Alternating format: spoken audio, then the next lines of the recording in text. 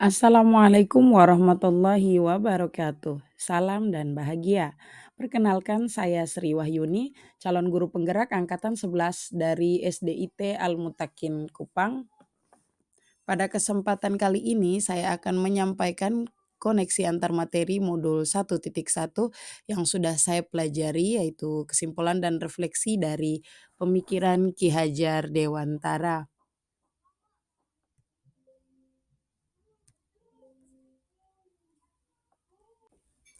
Adapun pemaparan kali ini berdasarkan pertanyaan pemantik berikut. Yang pertama, apa yang Anda percaya tentang murid dan pembelajaran di kelas sebelum Anda mempelajari modul 1.1?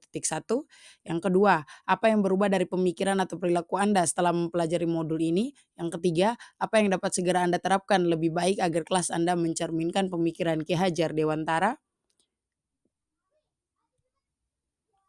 Berikut ulasannya. Pendidikan dan pengajaran merupakan dua hal yang berbeda. Pengajaran merupakan proses pendidikan dalam memberi ilmu untuk kecakapan hidup anak secara lahir dan batin. Sedangkan pendidikan tuntunan terhadap segala kekuatan kodrat yang dimiliki anak agar ia mampu mencapai keselamatan dan kebahagiaan yang setinggi-tingginya, baik sebagai seorang manusia ataupun sebagai anggota masyarakat. Hal yang saya percaya tentang murid dan pembelajaran di kelas sebelum saya mempelajari modul 1.1 yaitu yang pertama, semua peserta didik mendapat perlakuan yang sama. Yang kedua, pembelajaran hanya berpusat pada guru. Ketiga, peserta didik harus menulis saat pembelajaran. Keempat, ketercapaian anak hanya saya lihat berdasarkan nilai KKM. Dan yang terakhir, pembelajaran budi pekerti hanya fokus pada pembelajaran agama dan PPKN saja, tidak terintegrasi dengan pembelajaran yang lainnya.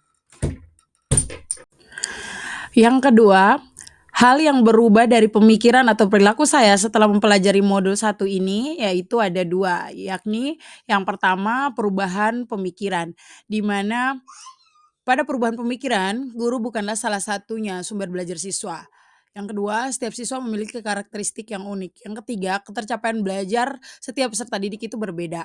Dan yang terakhir, semua pelajaran diintegrasikan dengan penerapan budi pekerti. Lalu pada perubahan perilaku, sebagai pendidik, saya harus mengarahkan peserta didik untuk belajar sesuai dengan minat dan bakatnya. Kemudian menerapkan strategi dan model pembelajaran yang kolaboratif dan bervariatif. Dan yang terakhir, menerapkan pembelajaran berdiferensiasi sesuai dengan minat dan kemampuan peserta didik. Pada poin yang ketiga, hal yang segera saya terapkan lebih baik agar kelas saya mencerminkan pemikiran Ki Hajar Dewantara yaitu yang pertama, merancang dan menerapkan pembelajaran yang berdiferensiasi, pembelajaran yang aktif, kolaboratif, variatif, dan kreatif. Dan yang kedua, menjadi guru yang menuntun, memperhatikan kodrat anak, mengutamakan budi pekerti, dan menginspirasi siswa. Pada poin yang ketiga, berdasarkan jawaban dari beberapa pertanyaan tadi, maka saya menarik kesimpulan bahwa dalam dasar pemikiran Ki Hajar Dewantara ada beberapa poin, yakni satu, mendidik itu menuntun, bukan menuntut. Yang kedua, menyesuaikan kodrat anak, yakni kodrat alam dan kodrat zaman. Yang ketiga, memerdekakan anak lahir dan batin. Yang keempat, berpihak pada anak. Dan yang kelima, pendidik itu diibaratkan seorang petani. Lalu yang terakhir, sebisa mungkin menerapkan pendidikan budi pekerti. Lalu kesimpulannya adalah, pendidikan adalah menuntun segala kodrat pada anak dengan kasih sayang, dengan menanamkan nilai-nilai luhur budi pekerti agar kelak anak menjadi manusia yang berguna dan merdeka secara lahir dan batin.